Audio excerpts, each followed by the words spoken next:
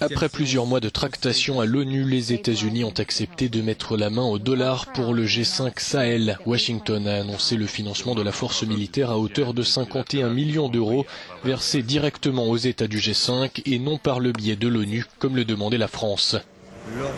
Le G5 Sahel a été formé en juillet en réponse au terrorisme et au crime organisé qui gangrènent les États membres, Mauritanie, Mali, Burkina Faso, Niger et Tchad.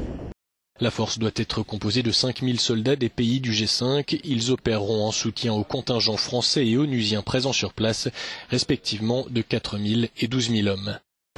Le poste de commandement central a été inauguré au Mali, un autre au Niger est en cours d'équipement. Les premières opérations doivent commencer ce mois-ci. La première phase prévoit le déploiement de bataillons le long des frontières communes aux 5 États, puis dans les zones qui échappent au contrôle des autorités, comme le nord du Mali.